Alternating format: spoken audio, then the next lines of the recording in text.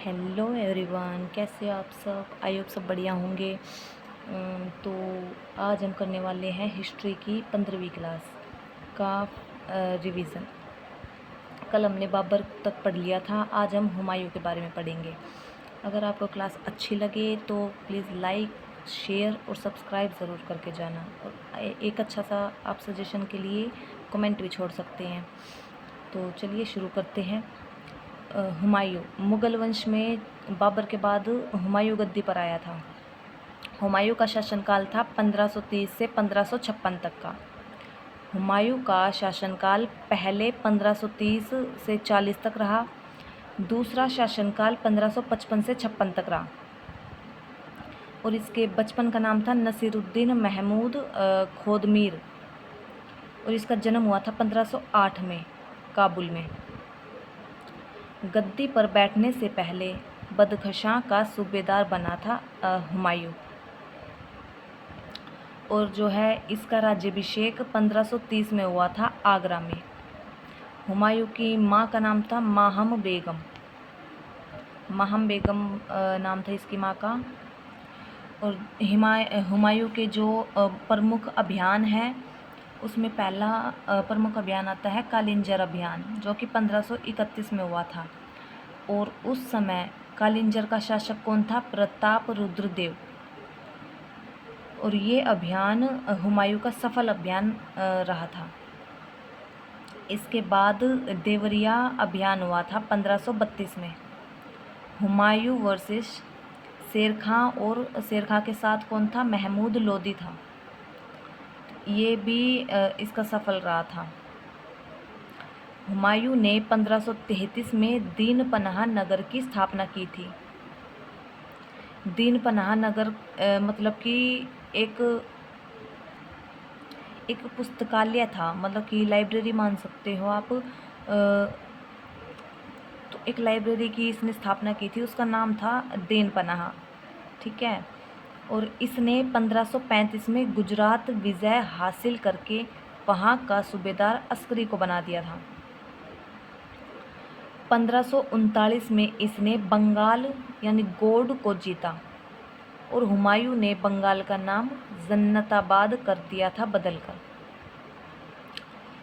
बंगाल अभियान के दौरान हिंदाल ने शेख बहलोल की हत्या करके खुद को दिल्ली का सम्राट घोषित कर दिया।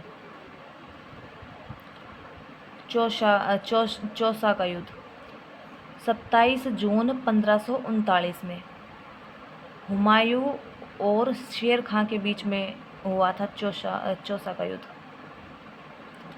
इस युद्ध के बाद शेर खां ने शेर शाह सूरी की उपाधि धारण की थी।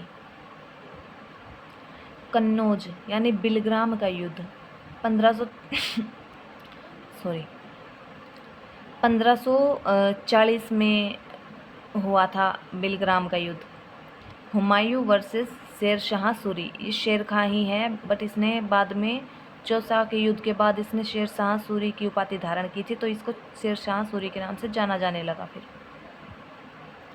शेर खां आ जाए या फिर शेर शाह सूरी, तो दोनों एक ही पर्सन है। ओके। इस युद्ध ने द्वितीय अफगान वंश की स्थापना की।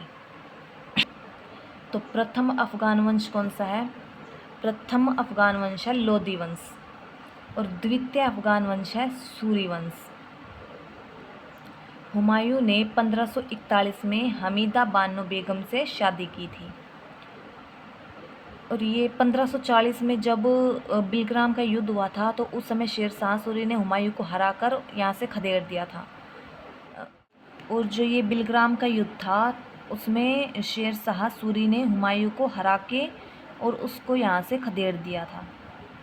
और वो फिर हुमायूं यहाँ से भाग के ईरान में चला गया था। तो ईरान में ही उसने हमीदा बानो बेगम से शादी की थी।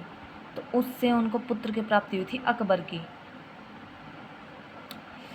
1545 में अस्करी और कामरान से काबुल और कांधार जीते थे इसने। 1555 में मच्छीवाड़ा का युद्ध हुआ था। हुमायूं वर्सेस हेबत खां, और हेबत खां के साथ था तातर सिंह। 1555 में सरहिंद का युद्ध हुआ था। हुमायूं और सिकंदर शाह के बीच में। तो हुमायूं की इसमें जीत हुई थी और सिकंदर शाह की हार हुई थी। मछीवाड़ा में भी हुमायूं जीता था। हुमायूं की मृत्यु 1556 में हुई थी। जो इसने अपने दीन पनाह पुस्तकालय की स्थापना की थी ना, उसी की सीढ़ियों पर बैठकर वो एक बार बुक पढ़ रहे थे। तो बुक पढ़ते पढ़ते बुक हाथ में लेके, और कपड़े तो उनके उस टाइम रहते थे हैवी, तो माना जाता है कि उनके कपड़ों में उसका पैर अटक के और वो उन सीढ़ियों से गिर गए थे और उनकी वहाँ पर डेथ हो गई थी। लेनपूल ने इस घटना पर लिखा है कि हुमायूं जीवन भर लड़खड़ाता रहा और लड़खड़ाते हुए ही उसकी मौत हो गई। लेनपूल का स्टेटमेंट है ये। और हुमायूं का मकबरा है दिल्ली में। और हुमायूं के मकबरे का निर्माण 1565 से 72 के बीच में हुआ था। बीगा बेगम के द्वारा करवाया गया था इसका निर्माण। और इसका वास्तुकार था मिर्ज़ा गियाथ। और जो ये हुमायूं का मकबरा है, इसे मुग़लों का कब्रिस्तान माना जाता है। और पहला उद्यान मकबरा भी हुमायूं का मकबरा ही माना जाता है। हुमायूं नामा की रचना गुलबदम बेगम ने की थी फारसी में। और ये जो गुलबदन बेगम है, ये इसकी यानी हुमायूं की चचेरी बहन थी।